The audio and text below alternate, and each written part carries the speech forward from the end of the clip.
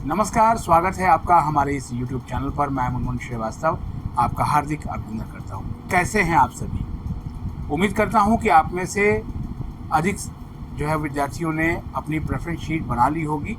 और चिंता मत करिए, प्रेफरेंस शीट अगर सबमिट नहीं हो रही है, इसको मैंने एक वीडियो से बताया भी था आपको पहले कि ये कोई ग्लिच नहीं है, बल्कि वो सारी जो प्रेफरेंस शीट्स हैं वो 14 तारीख को रात के 11:59 पर ऑटोमेटिक लॉक हो जाएगी। तो आपको सिर्फ अपनी प्रेफरेंसेस सबमिट कर देनी है और उस टाइम के आने तक आप जितनी बार भी चाहे अपनी प्रेफरेंसेस को ऊपर नीचे कर सकते हैं, उसमें कोई दिक्कत नहीं है। तो जो ये सोच रहे हैं कि हमने अभी ये प्रेफरेंस शीट बना दी, अब उसमें हम चेंज कैसे करें, हमने सर फाइनली सक्सेसफुली सबमिट आ गया लेकिन फिर से वो स्टार्ट हो जा रहा है, तो वो कोई ग्लिच नहीं है, कोई सिस्टम का ग्लिच भी नहीं है।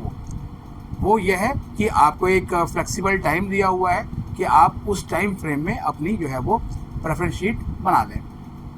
पर इस बार जो है वो प्रेफरेंस शीट को लेकर बड़ा गज़ब का स्यापा देखने को मिला। इतना स्कोर हो तो ऐसे बनाओ, इतना स्कोर हो तो वो बनाओ, इतना स्कोर हो तो वो बनाओ। मैं एक चीज़ पूछना चाहूँगा, और ये आप भी शायद समझ भी रहे होंगे, प्रेफरेंस शीट क्या गारंटी है आपके एडमिशन की? ये सिर्फ एक गारंटी दे सकती है कि हाँ, आपके मार्क्स अच्छे हैं, आपके और सारे क्राइटेरिया मीटअप हो रहे हैं और आपकी प्रेफरेंस शीट भी जो है वो उसी के अकॉर्डिंग है, तो आपको कॉलेज मिल जाएगा। आपको हो सकता है कि आपकी पहली 5 में से एक प्रेफरेंस आपको मिल जाएगी, लेकिन आप नंबर 1 प्रेफरेंस का दावा नहीं कर सकते कि आपको आपकी पहली प्रेफरेंसेस मिल जाएंगी। इसीलिए कल से जो है वो जो आपको कल तक प्रेफरेंस शीट बनवा रहे थे वो अभी कहने लगे हैं कि अगर आपका एडमिशन ड्यू में नहीं हुआ तो वो पूरी की पूरी जो है वो आपकी जो उन्होंने फ़ीस ली है प्रेफरेंस शीट बनाने की वो आपको वापस कर देंगे। तो इसलिए ये है कि जो भी इसमें आपने पैसा वेस्ट किया, मैं वेस्ट ही बोलूँगा क्योंकि ये कोई इतनी लंबी चौड़ी चीज़ नहीं थी। और इसीलिए जब भी किसी पेरेंट ने या स्टूडेंट ने अप्रोच किया, मुझे ईमेल पे अपनी प्रेफरेंसेस भेजी या व्हाट्सएप पे भेजा, उसको मैंने चेक भी किया और मैंने अपने अकॉर्डिंग जो मेरा एक्सपीरियंस है उच्च शिक्षा को कवर करने का, और जितना मैं दिल्ली विश्वविद्यालय के कॉलेजों को जानता हूँ और जितनी मेरी समझ है, और कुछ मैंने डीयू के सीनियर स्टूडेंट्स की उसमें राय ली और उसके आधार पे मैंने उनके प्रेफरेंस शीट्स को करेक्ट कर दिया।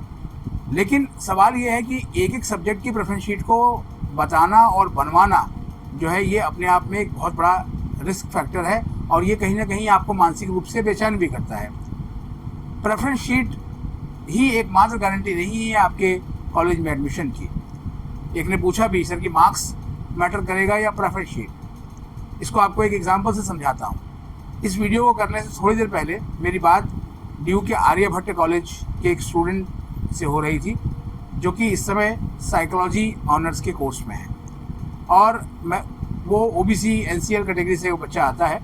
तो उसने कहा कि सर मेरे जो है वो 700 प्लस स्कोर था और मैंने लगभग 100 के आसपास जो है वो प्रेफरेंसेस बनाई थी, और उन प्रेफरेंसेस में मैंने पहले नंबर पर इस कॉलेज को रखा था क्योंकि बॉयज़ के लिए वैसे भी बहुत कम ऑप्शंस हैं साइकोलॉजी ऑनर्स में, और ये मुझे उम्मीद थी कि मुझे मिल जाएगा। फिर भी मैंने 99 और प्रेफरेंसेस बनाई थी।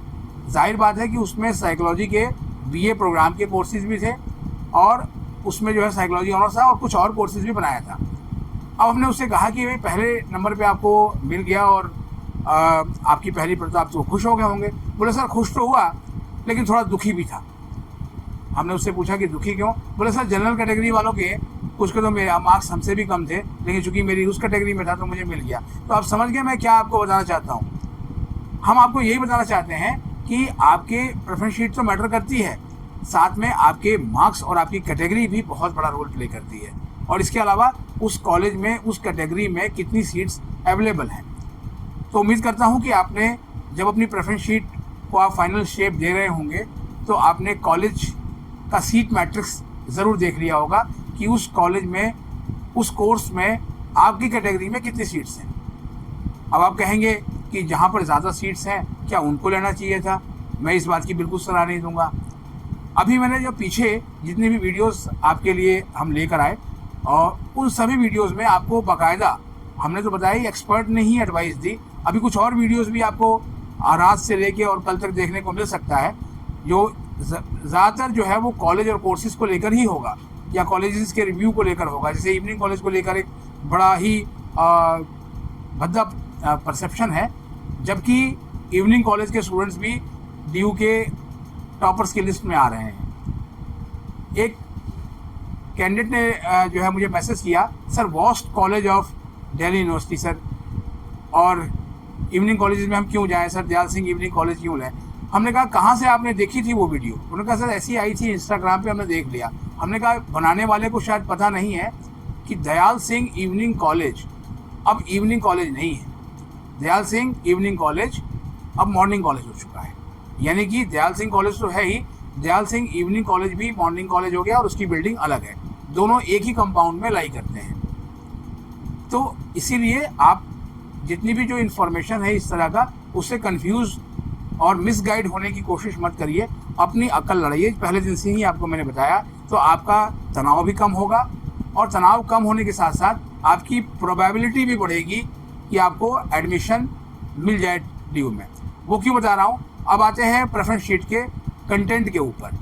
ज़्यादातर जो प्रेफरेंस शीट्स मैंने देखी आई, उसमें जो है वो दिल्ली विश्वविद्यालय के नॉर्थ कैंपस के जो कॉलेजेस हैं उनकी फेरी पूरी जो है वो नंबर 1 से लेकर 7, 8, 10 तक जो है वो आ रही थी। सभी की प्रेफरेंस, किसी के भी नहीं। सिर्फ एक प्रेफरेंस शीट मैंने देखी एक बच्चे की, और उसने मैंने देखा कि उस बच्चे ने देशबंधु कॉलेज पहले नंबर पे रखा था। हमने कहा भाई जब सारी दुनिया जो है वो प्रेफरेंस शीट में नॉर्थ कैंपस के कॉलेजेस को ऊपर रख रही है, तो आपने देशबंधु कॉलेज को नंबर 1 पे क्यों रखा है। क्योंकि आपके जो मार्क्स हैं वो लगभग 800 के आसपास बन रहे हैं, और इसके हिसाब से तो आपको, मुझे लगता है कि आपको कोर्स मिल जाना चाहिए, क्योंकि आपके पास आप कैटेगरी स्टूडेंट भी हैं, क्योंकि वो बच्चा SC कैटेगरी का स्टूडेंट है। तो मैंने कहा आपको कैटेगरी भी और आपको श्योर मिल जाएगा, तो नॉर्थ कैंपस क्यों नहीं। तो उन्होंने कहा कि सर जो है मैं दिल्ली के गोविंदपुरी में रहता हूँ, और मेरे घर से जो ये कॉलेज है वो महज वॉकिंग डिस्टेंस पे है, तो फिर मैं इतनी दूर ट्रैवल करके क्यों जाऊँ।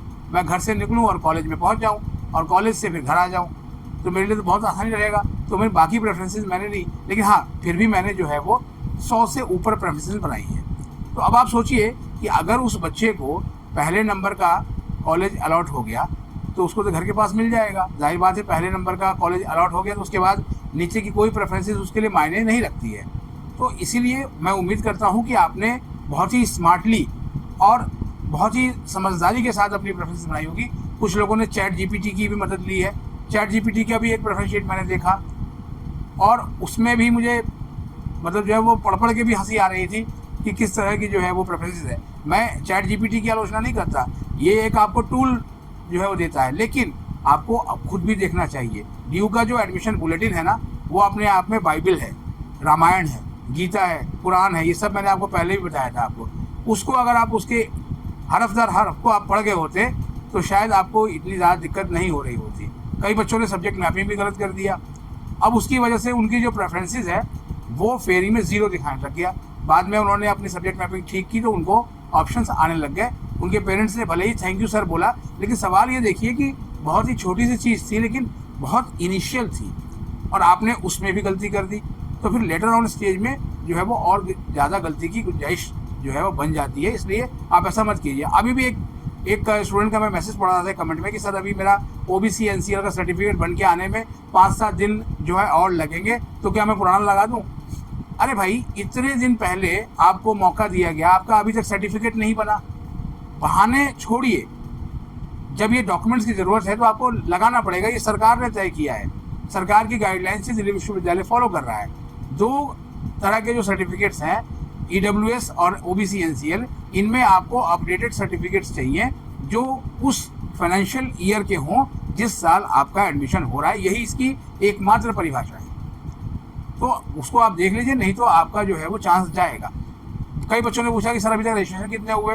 दिल्ली विश्वविद्यालय ने लगभग जो है वो 2,65,000 का आंकड़ा दिया था कि इतने लोगों ने अभी तक रजिस्ट्रेशन कराया, लेकिन उसके बाद कितने कैंडिडेट्स ने अब तक अपनी प्रेफरेंसेस भर दी और जो है उसको सबमिट कर दिया, उसका आंकड़ा निकल के नहीं आया। वो हम उम्मीद करते हैं कि वो 14 तारीख को तो देर शाम तक तो आपको भरना ही है, फिर 15 तारीख तक जो है वो आंकड़ा सामने आएगा, वो भी हम आपसे शेयर करेंगे। लेकिन आपको अपनी प्रेफरेंस का ध्यान रखना है, क्योंकि समस्या जब तक अपनी नहीं होती कोई लड़ता नहीं है। तो आपकी अगर जो है समस्या कोई हो रही है तो आप उसके लिए DU के स्टूडेंट सपोर्ट सेंटर पर भी जा सकते हैं। ऐसे बहुत से बच्चे वहाँ पर रोज़ पहुँच रहे हैं। अगर आप दिल्ली में रहते हैं तो ड्यू के फैकल्टी ऑफ आर्ट्स के ठीक सामने गेट नंबर 4 है, और 4 से जैसे ही आप एंट्री करेंगे तो राइट हैंड में आपको एडमिशन ब्रांच के ठीक नीचे एक एडमिशन सपोर्ट सेंटर मिलेगा। और इस सेंटर पे शनिवार रविवार को मत जाइएगा, वहाँ पर नहीं होते। हालांकि शनिवार रविवार को क्यों नहीं हो रहे हैं, इसके बारे में भी दिल्ली विश्वविद्यालय के वाइस चांसलर से हम पूछेंगे कि ऐसा क्यों है, जब एडमिशन के समय में जो है वो सीट एलोकेशन की प्रक्रिया और तमाम जो है वो सैटरडे संडे भी चलेंगी, तो जाहिर बात है सपोर्ट सेंटर भी सैटरडे संडे को वर्किंग होना चाहिए। अब आते हैं पहला सवाल जहाँ से शुरू किया था, मार्क्स मैटर्स या प्रेफरेंस शीट। देखिए, मार्क्स जो आपके CUT में आए हैं उसे आप डिनाई नहीं कर सकते। आप कह रहे हैं कि सर नॉर्मलाइजेशन स्कोर की वजह से मार्क्स आपके कम हो गए, तो ये तो सबको पता है। ये मुद्दा भी जो है वो हमने और हमारे जैसे कुछ जो है वो जागरूक पत्रकारों ने उठाया कि मार्क्स बच्चों के बहुत जो है वो कम आए हैं। तो कट ऑफ लो होगी या हाई होगी, इसको भी, इसका जो स्टेटस है ना वो नंबर ऑफ एप्लीकेशन से पता चल जाएगा। तो अभी उसको उस पर मत जाइए, अभी केवल प्रेफरेंस शीट पे ही आप स्टिक रहिए, क्योंकि अभी आपको प्रेफरेंसेस बनानी है। प्रेफरेंसेस बनानी है और बाद में आप नई प्रेफरेंसेस जोड़ नहीं पाएंगे, तो फिर अभी ही आपको मेहनत करनी है, यानी कि ऊपर से नीचे तक रखते चले जाइए। और मैं फिर कहूँगा, और मैं पहले भी कहता आया हूँ कि कॉलेज से ज़्यादा कोर्स को आपको प्रेफरेंस देना है, क्योंकि कोर्स ही आपका जो है वो लाइफ बनाता है। मैंने खुद दिल्ली विश्वविद्यालय के जाकिर हुसैन दिल्ली कॉलेज से पॉलिटिकल साइंस ऑनर्स जो है किया है, और मेरे साथ कई मेरे मित्र जो है कोई लेफ्टिनेंट कर्नल है, कोई खुद अब प्रोफेसर हो चुका है। मैं खुद मीडिया में लगभग 20 वर्षों तक जो है वो हमने एक्टिव मीडिया में काम किया, और उसके साथ साथ जो है हम ये सोशल मीडिया पे हमने एक सोचा कि बच्चों के लिए कुछ बेहतर किया जाए आफ्टर कोविड। तो ये सारी चीज़ें होती हैं, यानी जो हमें पसंद थी हमने किया, तो उसमें कॉलेज जो है कहीं नहीं आया, मेरा कोर्स ही काम आया। यदि मैंने BA ऑनर्स पॉलिटिकल साइंस की पढ़ाई नहीं की होती तो शायद जो है वो हम मीडिया में भी उतनी अच्छी भूमिका नहीं निभा पाते, क्योंकि उस कोर्स ने ही मुझे सवाल करने वाला बनाया। तो आप जो है वो अपनी पसंद का कोर्स चुनिए, अपने मार्क्स को ध्यान में ज़रूर रखिए। क्यों?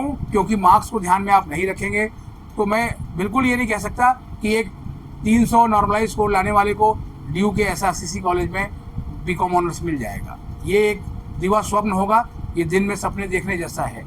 तो अगर वो बच्चा किसी और कॉलेज को अपनी प्रेफरेंसेस में टॉप में जो है वो रखता है तो उसके मिलने के चांसेस ज़्यादा होंगे। तो इसलिए आप प्रेफरेंसेस को इसी तरीके से मिक्स करके बनाइएगा। BA प्रोग्राम में भी कई बहुत से अच्छे कॉम्बिनेशंस हैं, और अब तो NEP में आपको ये भी है कि अगर आपने कोई मेजर उस सब्जेक्ट को लिया है तो उसमें ही आपको 4th ईयर में ऑनर्स की डिग्री मिल जाएगी। तो इसलिए इतना चिंतित होने की ज़रूरत नहीं है। खाइए पीजिए, मस्त रहिए, रविवार का दिन है। और हाँ, एक बात और है, कई जो है वो विद्यार्थियों ने शिकायत की है कि हमारे वीडियोस उनको नहीं मिल रहे हैं, नोटिफिकेशन उनको प्राप्त नहीं हो रहे हैं। देखिए, एक नियम भी है, मैंने एक एक्सपर्ट से पूछा था कि एक दिन में लगभग 3 वीडियो और पोस्ट मिलाकर ही यूट्यूब पर जा सकती है, बाकियों का नोटिफिकेशन यूट्यूब नहीं भेजता है। तो आप डायरेक्ट यूट्यूब पर मुनमुन श्रीवास्तव टाइप कर भी आप वीडियो देख सकते हैं। तो इसीलिए ये कोई बहुत बड़ी समस्या नहीं है। ये तो यह है कि इस पीरियड में आपको ज़रूरत है ज़्यादा से ज़्यादा इन्फॉर्मेशन की, इसलिए हमने कोशिश की है कि वो सारी इन्फॉर्मेशन आप तक पहुँचे। इस चैनल पर आप राकेश पांडे को भी सुनेंगे, उनका इंटरव्यू हमने लिया हुआ है, जिन्होंने बताया है कि CUT किस तरीके से फेल हुआ है, और दिल्ली विश्वविद्यालय में जो एडमिशन है प्रक्रिया, उस पर भी उन्होंने सवाल उठाए हैं। ये राकेश पांडे वही हैं जिनकी सिफारिशों पर और जिनके जो है वो पत्र लिखे जाने पर जो है वो इस तरह की एक स्कीम की बात हुई थी, और बाद में जो है वो CUT आया जिसमें कहा गया था कि जो बोर्ड्स मार्क्स लौटाते हैं उन मार्क्स को जो है वो इक्वल स्टेज पर लाने के लिए एक परीक्षा होनी चाहिए। तो आप उस इंटरव्यू को सुनिएगा। इसके अलावा इवनिंग कॉलेज को लेकर जो आपके भ्रम है उसको दूर करने के लिए हमने जो है वो ड्यू के श्यामलाल इवनिंग कॉलेज के कुछ स्टूडेंट से बात की है, वो वीडियो भी आपको देखने को मिलेगी। इसके अलावा साइंस के विद्यार्थियों की एक शिकायत थी कि सर आपने BCom वालों के लिए, ह्यूमैनिटीज़ और आर्ट्स वालों के लिए तो बहुत कुछ बता दिया, हमारे को नहीं बताया कि BSc ऑनर्स और प्रोग्राम में क्या फ़र्क है। तो उस पर भी एक वीडियो आपको देखने को मिलेगी। तो फिलहाल आज के लिए इतना ही है, बहुत कुछ है, लेकिन सबसे बड़ी बात यह है कि आपको शांति से, स्थिर माइंड से रहना है, क्योंकि अब जाके जो चीज़ें शुरू हो रही हैं ना, रफ्ता रफ्ता हौले हौले, तो वो अब आपके लिए बहुत ही एक दौर है कठिन, क्योंकि एलोकेशन से ठीक पहले का जो ये वक्त होता है, ये किसी भी बच्चे को चैन नहीं लेने देता, और सबसे बड़ी सावधानी की ज़रूरत यही होती है। और कहा भी गया है, सावधानी हटी दुर्घटना घटी। तो इसलिए चैनल को सब्सक्राइब कर लीजिए और इसे अपने दोस्तों के बीच शेयर कीजिए। मिलते हैं एक और एपिसोड के साथ, तब तक के लिए नमस्कार।